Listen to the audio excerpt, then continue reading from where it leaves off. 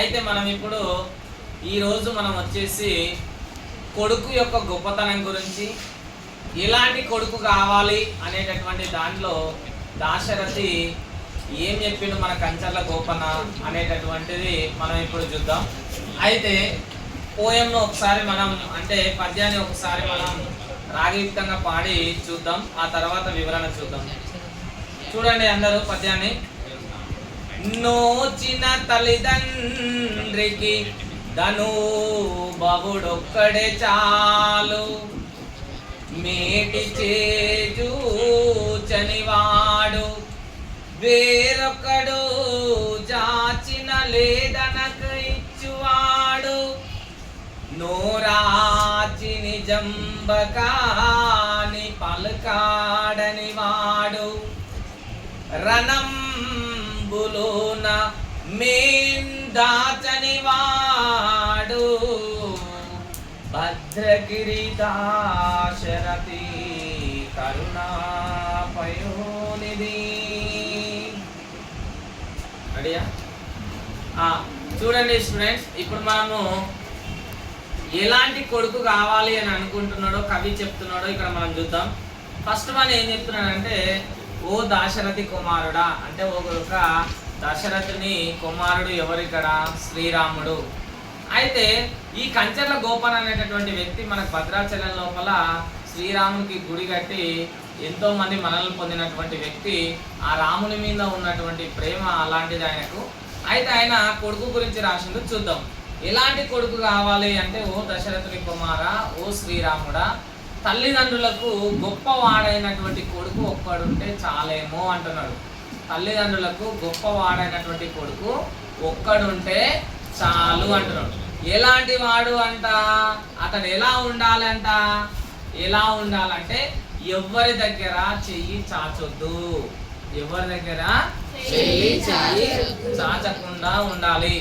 అలా చాచకుండా బతకాలి, ఎవరి దగ్గర చెయ్యి చాపకుండా బతకాలి.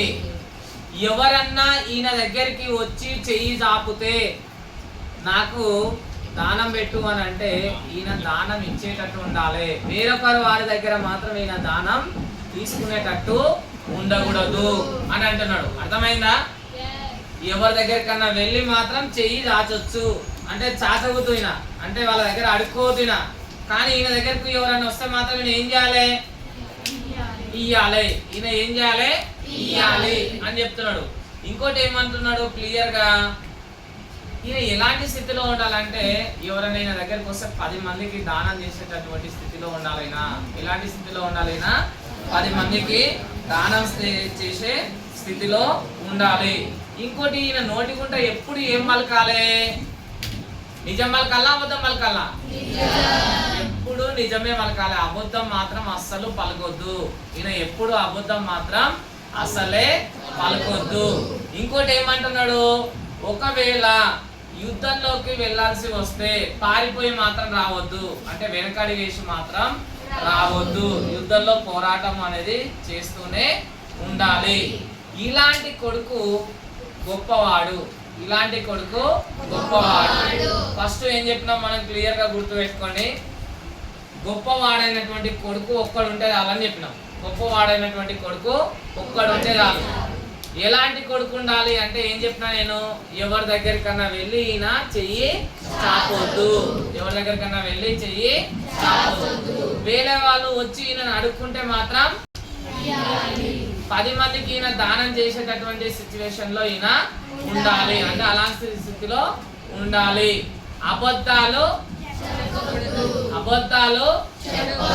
అంటే ఎప్పుడు నిజమే చెప్పాలి.